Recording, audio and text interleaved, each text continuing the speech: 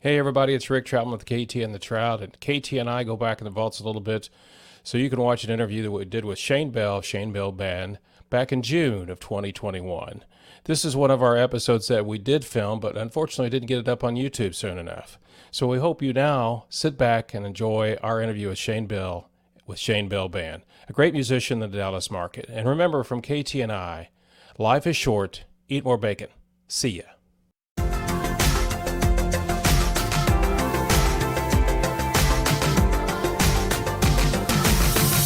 KT and the Trout Show!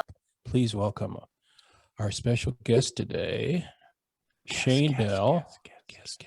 From Shane Bell Band. Original name there, Shane. Hey, what are we going to name it? No, that's I'm going to great. name it after me. So let me give you a little, of course, it's KT and the Trout in our second interview with a local celebrity. That's our new thing, local celebrity. This time it's our love, and that is music. Man. Last time you got to hear the comedy routine, so to speak, of Angela Owens. So this time we have a good friend of mine, Shane Bell. So let me give you just a quick rundown of how I met Mr. Bell. And a few years ago, I was doing a concert event for a nonprofit, and I needed to find bands to play, and I didn't have any money. So that's what they all say. Well, I didn't want to write a check, and then Heard I had to that pay so the many cops. The times. cops, because we sold beer, they got too much money. So anyway, Shane was the technical guru of a local, well, actually not just local, a national radio host. How many years did you do that, Shane? 11. 11. So, But I was a Clear Channel while, so 13 years altogether as a radio producer. okay. That's So awesome. I would listen to his former boss in the morning when I go to work, because it was drive time.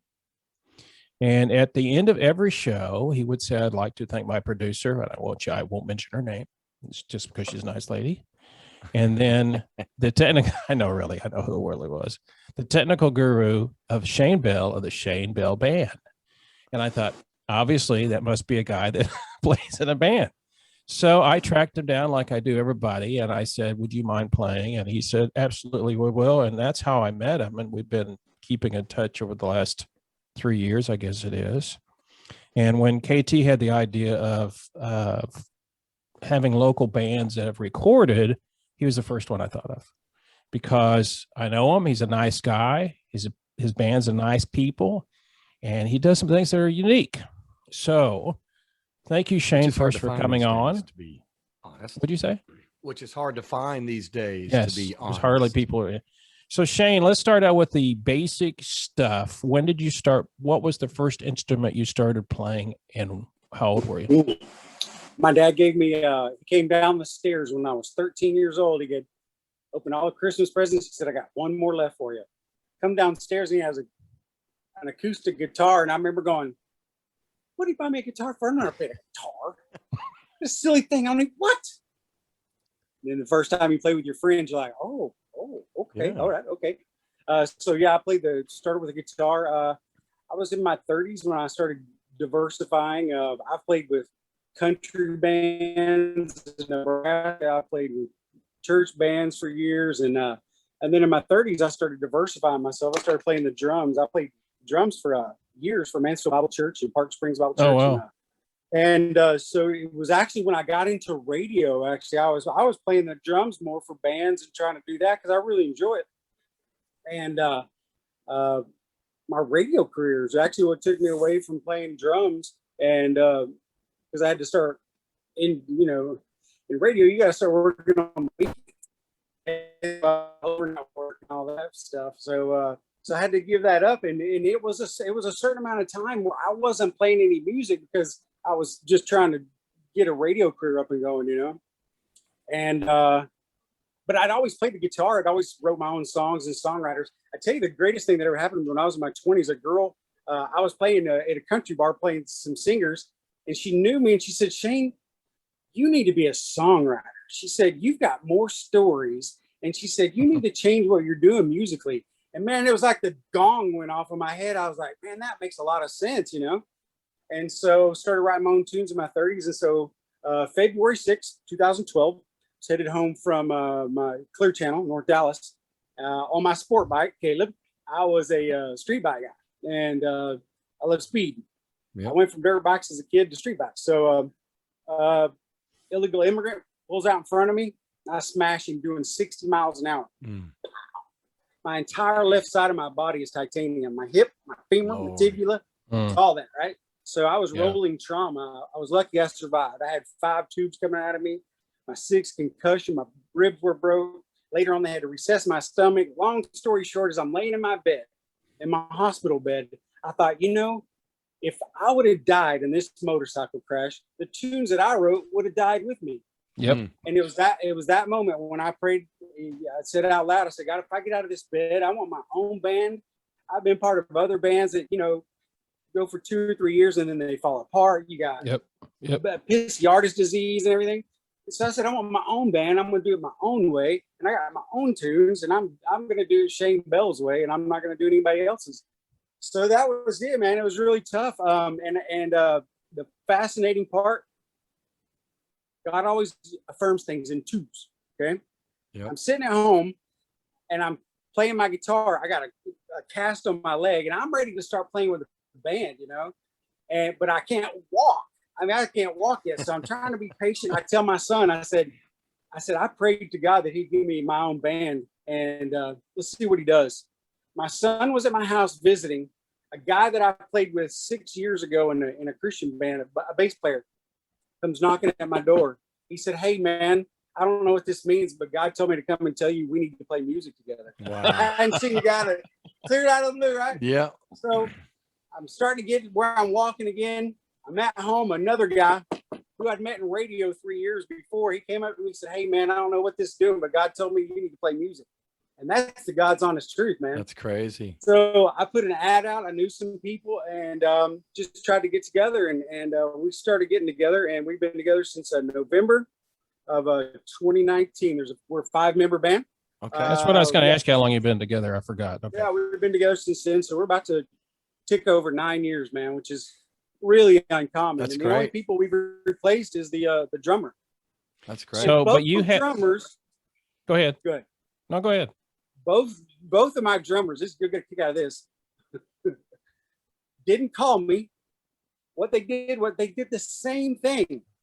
After we had a gig one night, I wake up the next morning in my email box and it says, I'm resigning my position to the band. Both of them did the exact same thing. Hey, at least they That's sent you an email. Sometimes So now my they don't even do now that. my drummer is a psychologist, a neuropsychologist for the VA. Jeez. He's smarter than all of us. Yeah, for sure. All right. So here's the Maybe interesting too thing. smart. Here's the interesting, what you don't know, KT. He has you play guitar, another guitar player, a bass player, a drummer, and then a woman that plays what? She plays the electriola. Okay. It's a violin that's just electric or it's just a viola. And, okay, a viola. We just got an electric one, so we just call it the electriola. Heck yeah. But, yeah, we man, the most beautiful story, guys, is she was one of the first ones that came in. Her name is Shanna Shelton, and she came in and answered the ad to be a singer. I was just looking for a girl singer. She came in after the first session. I go, man, you sing really good. You play any instruments? And she said, well, I played viola, but I hadn't played it since high school. I said, well, what can I hurt? Bring it up here. And then boom, history training. made. She picked up that viola, and I was like, yeah, well, it's like riding a bike. We know who the leader of the band is now. So you're saying yeah, the viola out of all the instruments, that's the one that's played most professionally? Yeah, isn't that crazy? Yeah, I'd love to hear it. And with those low E's in that viola, man, it ties together like peas and carrots. And so the next would have been Larry Stevens on guitar. He came in. Just one of my best friends. He's on your right when you perform. Is he on your right? Yeah. The bass player. He plays the Telecaster. That's right. He does play a Telecaster. Black online because I put Telecaster or a Stratocaster. Somebody says that's a Telecaster. I don't know. I'm a Gibson guy. Yeah, you're a Gibson guy. I'm a Gibson guy. So yeah, Larry's been he's been with me from the beginning. each one of them, when I told them, that anytime someone comes in, that look, this thing's going to go on a long time. Don't think that we're going to go a short time. This is going to go till Shane Bell can't. Right. Yeah. And that's the facts. That's As long good. as I I like have the that. ability I like to, that. as long as I have the ability to, then I'm going to have the Shane Bell band. That's why I did it that way. Not because I'm egocentric, but because I've learned my lesson. I've learned my lesson with other bands. You get together. My last band that I really contributed to was called Set Apart. We were a Christian band, about 3 years, money in, we're touring, we're, Arkansas, Oklahoma, we're going all over, and then it breaks up. Yep. And I've had that happen too many times. Yep. And I said, I'm going to be the leader for my band that I wanted everybody else to be for the bands I played in. So Well, you also want to make sure that no matter what happens, you still can get out there and be you and play your stuff. You don't want to necessarily, as an artist, depend on the band, so to speak. But I think as an artist yourself, being able to, that might be more difficult for a drummer who wants to go see a drummer just playing drums, right? That's not very fun to watch. But as a guitarist and a songwriter, you also got to be content and know that, if this is what I have to do, obviously the man upstairs gave you the calling. He's had people knock on your door, right? Yeah. But I think it's great, man, what you're doing. That's awesome. Thanks. Then the next would be my bass player, Paul Fuller. The interesting thing about Paul Fuller is that I played drums for him in worship bands years and years ago. I've known him a long time, the longest out of any of us. And so I called him out of the blue. And we never gigged with anybody but Paul. I had a bass player that came on for a few weeks just to kind of get me going, but he was going to be a police officer, and he said, man, I can only do this for a little bit of time. So I called Paul and said, hey, man, what are you doing? And he said, this, that, but I'm not doing anything musically. I said, grab your bass, see you Sunday. And he's been with us since the beginning. So, and then last but not least is Barry Ardoff. He's the brains of the outfit. He's on back there on drums, and man, what an addition he's been. I tell you guys, I've got some of the best-hearted, humble musicians that have grown. When Larry started, he didn't play the slide.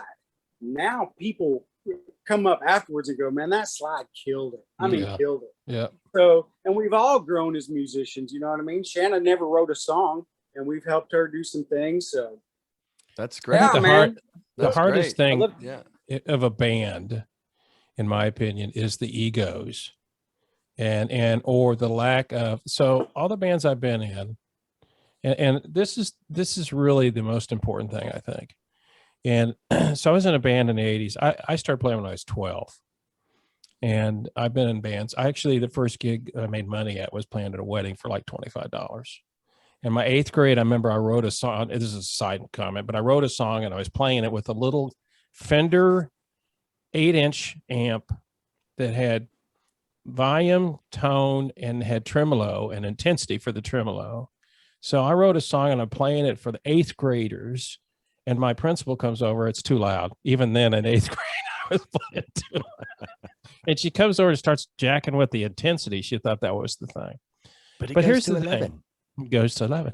So here's the thing that I was told once, and I'm not bragging on this, but I think this is the hardest thing for people that are that really love music and do it. So I was in a band in the 80s, and we were all professional people. We had other jobs, and 2 attorneys and 2 sales guys. And so one day I was telling our keyboard player, I said, man, I wish I could play keyboards because it's just so cool that you can do all these weird augmented and suspended chords and all that. She goes, look what you do. And I said, what's that? She goes, you play a piece of wood with steel strings.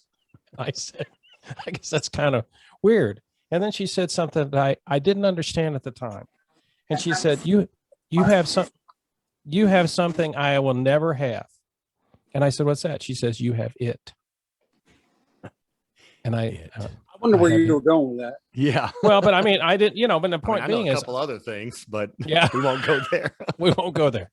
But I think that's the thing. You can get in bands that people are kind of okay, but it's hard to find people that are driven to succeed, or they see your vision. And I think that's a hard thing. As it used to be a president of a company and all that, it's hard to find people that see your vision. And I always equate it to rowing in a boat. If you're all rowing the same direction, you're going to get there real fast. If you're all playing different things, Yeah, no, you can't get there. I would think it is definitely difficult to find these days people who, want to kind of do that vision aspect of a band. I think that's one of the biggest problems that I dealt with wasn't necessarily an ego thing, but it was more or less of a directional thing. Yeah. In my day of music, though, the industry is what swallowed us up. So I took a different path because of that. I've always stuck with music. I've always recorded. I got the recording engineering degree, so I did a lot of stuff. I was in Australia for a while, worked with people there, but it was always difficult to find. And I really just wanted the guitar player, right? As a vocalist, I started off kind of like you, man. I did drums in the church first. We did a lot of stuff there, then kind of went towards, I won't say secular because I wanted to cuss in my songs, but it was more of a secular direction. And doing the drums. I understand it. Yeah. We couldn't find anybody to sing. I could just imitate what I heard, and kind of that's where I got into singing, as well as I noticed how much less equipment I had to carry around, right? As a drummer, it was just like, Lordy. As a singer, man, I got the mic and the cable and the stand. I'm ready to go. It's funny though, when you think about this, all three of us have and when you hear famous Black musicians, usually a lot of them started out in church singing gospel music. Almost a lot of them. Either that Here, or all three of Motown. us. Yeah. All three of us played in a church band. All Right. three of us did. I played lead That's guitar. that's a whole different discussion. And I tell you why, because that the proliferation of the church praise band has really been a vacuum for people who used to do what I do. Yep. I mean, it really is. When they're comfortable going to church every week and playing in front of 40 to 400 people, they don't have the incentive to go do what I do, which is go out there and try to make it your own way and write your own tunes. And so, yeah, I've done that too. And I think I may be at the point where I may be kind of called to go back and help do that, because local churches need that too. But I like doing my own thing, man. I like turning it up and writing my own grungy lyrics. My Gibson guitar's got to growl a little bit. That's all I'm saying. So let me genre-wise, real quick. Sorry. Yeah, go ahead. Go ahead. Don't go ahead. What I haven't heard the song just yet, and I apologize about that. The one that we're going to play for everybody a little bit later. Christmas Blues. The Christmas Blues. But so if you could, I know it's difficult. I hate when people ask me what genre, right? I don't really want a specific genre because genres have gotten so sliced up these days. But I mean, when it comes down to the overall heart of what you do, where would you say, a lot of your style comes from as far as how you write? And is it, is it more of an emotional thing, or do you look back on the past, or when you write, is it mostly of the moment? That's a good one, man. Well, first of all, I don't have no problem with the genre talk, man. We're a Texas rock band. Gotcha. Period. End of story. We're a cross between ZZ Top, the Foo Fighters, Adele, and James Brown. Wow. Right? Okay. So throw those on a bucket, and that's what comes out. Some man. gumbo. So, it's big old Texas gumbo. Yeah, I love it. So I'm a rocker. I'm a Texas rocker, and that's just the way I like. That's the sound that I like. So I just went with it. And I was raised in the South here. You know what I mean? We were overloaded on blues and things like that. But I was also caught up in Iron Maiden and Metallica. When they came through town, I was like, man, those guys got something, man. Yeah. So, when I write, man, that's an interesting deal. That's an interesting question, Caleb, because let's just take the Christmas blues for. I just wanted to write a blues song. You know what I mean? And I was actually we were between drummers. And I was playing the drums, and we just get together a few times and play. And I said, hey, Larry, give me a blues progression. And that's just how it started. And then lyrics for me, I try to tell people it's like a chisel in my head.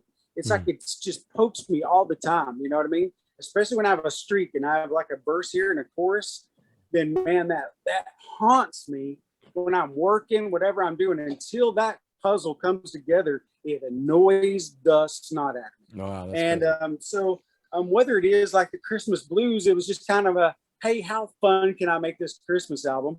I took some personal experiences and some family and some funny stuff and just threw it all in there together. That was a lot of fun actually to write that. We're writing one now where it's so eclectic on one song. I'm, telling people get ready, God's about to come and grunging it out. And then the next one is we just wrote a song. It's a happy song that we can sing along to. Yeah. You know what I Yeah. mean? So it just depends on what it is. I pull a lot of motivation from heartache. You know what I Yep. mean? Yeah, I think everybody does. The emotional whipsaws in your life, they sure leave an impression, don't they? Yep. And you can go back and dip from that well. It just seems like it's there. So why not? Until it runs dry, dip from it. And I feel like too, I'm not a real emotional person when it comes to speaking like things that bother me. I'm not, I hold a lot of stuff in, but I've always noticed that when I write a song about it, even though I might not address it head on, but when I write a song about it, I'm kind of like, that was my conversation with whatever was going on. And for somehow it kind of gives me that release where, whether it be that broken relationship and just, I'll pardon my language. I wanted to call her a bitch, but I just couldn't do it. But then I write the song that might describe, you know what I mean? So it kind of, I don't know. I kind of feel like the greatest quote was, Marshall Mathers wrote that song about killing his wife, right? And everybody was up in arms. Everybody was up in arms. Yeah. And they cut to Snoop, and he had the greatest quote. He said, "Who hadn't wanted to do that?" Yeah. No, I think though songwriting is one of the weirdest things there is, because if we all sat down and said, how do we write songs, we'd all be doing it different. Totally that. different. Yeah. I mean, sometimes my songs come from I drive down the street and I go, wow, I need to write a song about that. Or I just come up with a thing. I sit out in my patio a lot, and I live on a golf course. So I sit out there. It's very, nice to sit outside and just kind of enjoy the outside, and stuff comes to me there.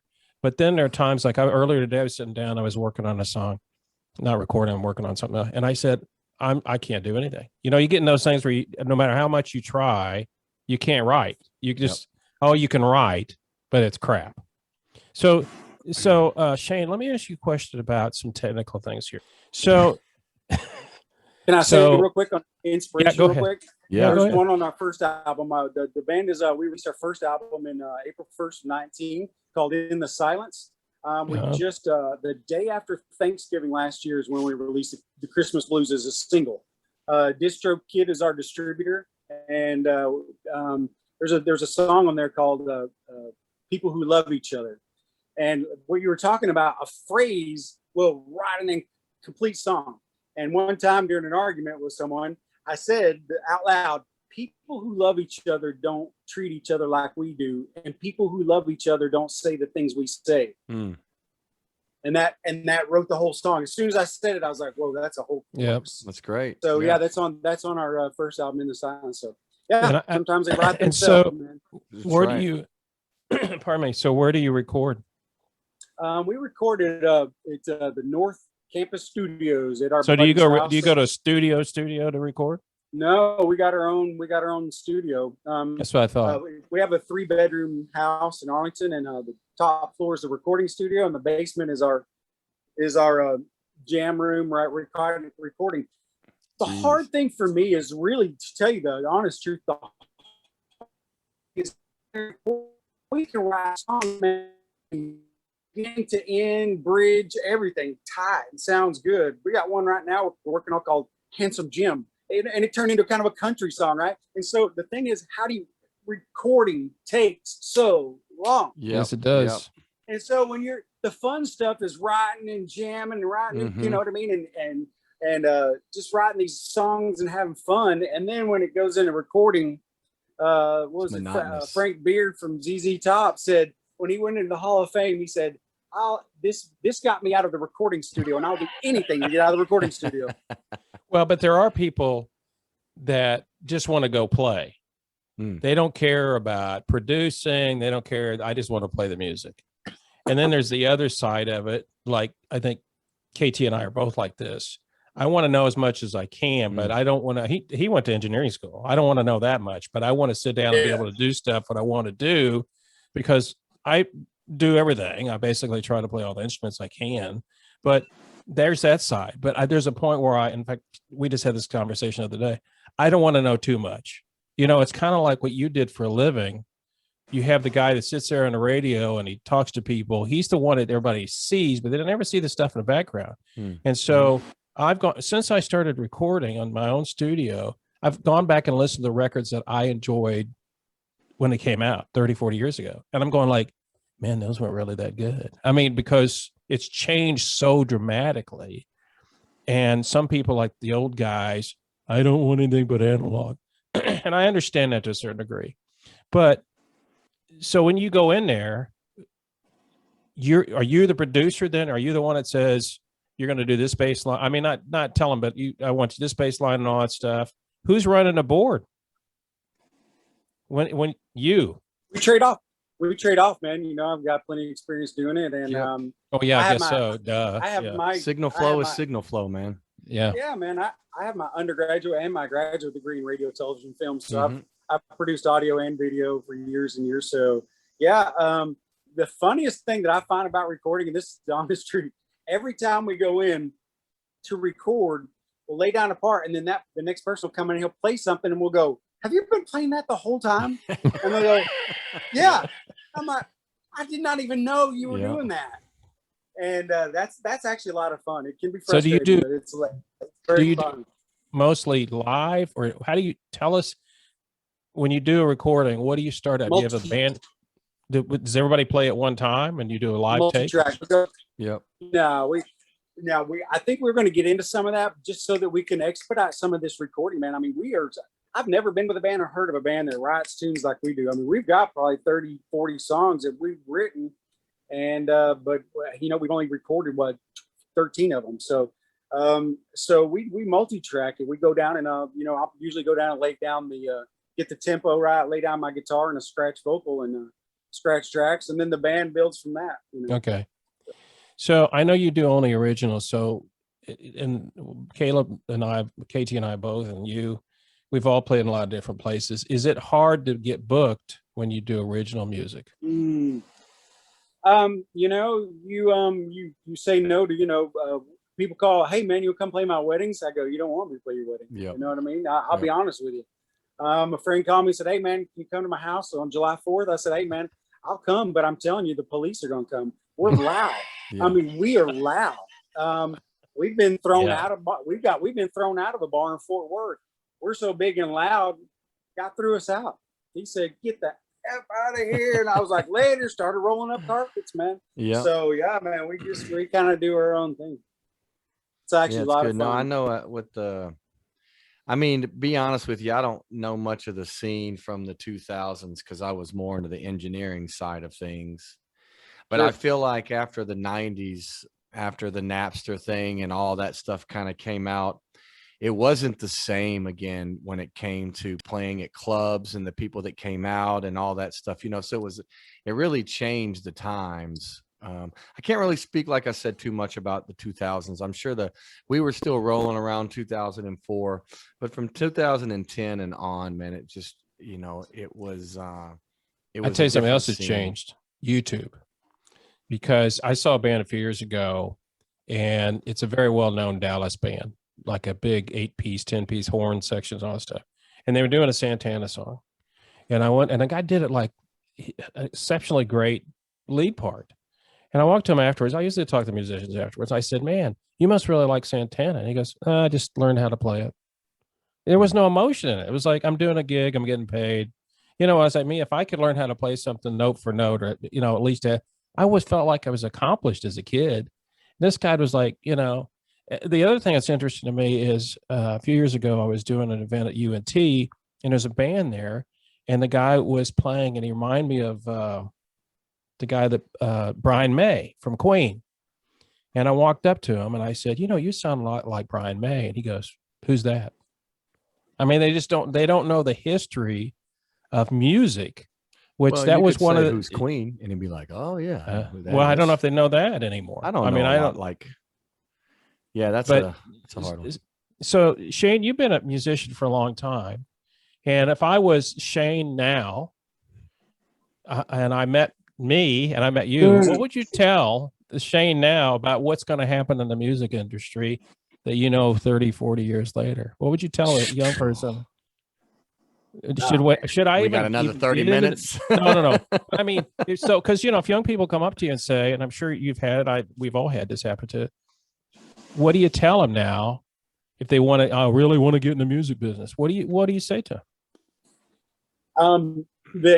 That God needed to have come to you with golden tablets saying, "Be in the music business," because if it isn't, then you're in for a ride, man. Yeah. If I went back to a younger Shane, I would say, man, be more committed. You know what I mean? Quit putting your toe in this and putting your toe in that. Yeah. Just see what you can do, man. Go ahead and starve. And there was a time in my life, actually, when I came home from the military, where I didn't play my guitar for a while because the natural thing after coming home from the military is what everybody does, right? Ride bulls for a living, right? Exactly. That's where the adrenaline is, my friend. Man versus animals. So I would tell young Shane Bell, save your broken bones, man, and play guitar more. Yeah, But I love it. I think the same thing. I think the general brush that I can paint for that is the same thing that happened to the radio business happened to the music business. In the late 2000s, I was in the Christian band Set Apart, and the guy, he was so super talented, man, lead guy. I was just playing backup rhythm guitar and singing, and he wanted to get signed on a record label. Oh. And I kept saying, man, this is 2005. We don't have to do that anymore. There's home recordings. There's multi-tracks now. No, I want to get signed. I want them to pay for my recording studio time. I want them. And eventually busted up over it because I was like, dude, it's not that hard, man. Right. But the two things that killed radio, that killed the music business, and that is this: technology and the corporatocracy. What killed radio was back when they first developed technology, they said, hey, look, we're going to fire all these people on the perimeter and all these small markets, Corsicana, all these small markets, and we'll have the big names voice track the small markets. Mm-hmm. Then about 2010, they realized, no. We'll get the small guys to voice track the big markets. We'll fire the big salary guys. And then we'll have one DJ do 14 different markets. Right. But technology wasn't there a long time ago. So you mix in technology and the corporate greed, of which I call the corporatocracy of America. Right. Then those two things smashed the music and the radio business. And so now it's, to use a heady term, it's demassified, right? You got everybody, and that's why no one goes to clubs anymore, because there's so many more options. Right. Yeah. You don't have to do that. You can listen to people online. You can you can take your music feed from somewhere else. And the fascinating part about it is, I'll compare it to this. George Barna wrote The Revolution of the George Barna Research Group. In 2011, he wrote a book, or in 2005, he wrote a book and said by 2025, right now in 2005, 25% of Christians get fed online and elsewhere. 75%, the lion's share, goes to church. He said by 2025, those numbers will reverse. That's crazy. That came true, man. How he knew that, that's fascinating. But that's the demassification and the change of these audiences, because there's never going to be a Texas Jam, man. Our generation will never know the heat and the fire hydrant of getting sucked in the Texas Jam and being baked all day under the sun like that. Yep. It's just not this crowd, man. They don't do that. Well, and I think since last year, when the COVID killed everything. And to answer your question, it's really hard. It's really hard to get booked because we're not a specialty band. I'm not going to get up there and try to make friends dance. That's just not who I am. No. I'm going to come in and here's my goal. I've said from the beginning, I want the Shane Bell Band to sound as thunderous as a room in heaven. And so I want the angel band to just come and scoop me up right in the middle of a gig and take me right into the presence of God, so I can just keep playing, man. I never miss a beat. Yep, I hear you. Yeah. Yeah, I told my wife one time, I said, actually, I think it's my wife. I said, the best way I could die would be doing the lead break that people were standing in the room all like going crazy. And they took me at that point with my two golden dogs on the side going, go, daddy, go. Yeah. The one thing I think that was real, to me, that I felt was special about being a musician as well as being a singer for the most part, because I do feel like that the vocal cords and the voice is the only God-given instrument that we have. Now, everybody has it, but there are certain ones that can use it. I'm not going to say in a godly manner, but I mean, use it in a way that God would intend for you to use it. And to me, I feel like I'm one of those. I feel like you guys are one of those. To be able to use that instrument in a way that we do gives me a lot of pride on being able to do it and getting up and sharing the gift that God gave me to everybody else. And there's, of course, thousands and thousands of beautiful voices out there. But I think taking away all this and like what I try to teach my kids is that, we really have to, regardless on what your gift is, you really got to take that and kind of try to mold. I've tried to mold my life around it because it's not a gift that everyone has. And it's funny when people thank me or come up to me and say how good you are or whatever, I don't really take that as personal. I think that somebody gave that to me. That was given to me and I just molded it like you're saying. Everybody has it. I know that I've worked hard to become a lead guitar player and a songwriter and all that stuff. But at the end of the day, those are all gifts. You're giving a thumb up. Those are gifts. My wife is turning the shade. Yeah. and those are gifts. And if you think that you're just blessed out of the clear blue sky, you're not. You may be, but you have to take that gift and go with it. So it's like when I write a song and they listen to it, wow, that's a really good song. I just go with it and go, well, yeah, thanks. But I'm just the guy that just I was just the messenger and they don't get it. And I go, but that's really all I am. So we're all worshiping something. We're all worshiping something, whether it's through our finances, through our music. And we just need to make sure that we're worshiping the right things. There's a lot of people take that, there's lots of spirits, whether it's lust or anger or, destruction, greed, hate, violence, killing. They can edify those through music too. So, we need to. The rap scene did a really good job of that. Yeah, we've being an original band. I tell you, we've gone as far as playing churches. We've dressed up and went and actually led church a couple of times.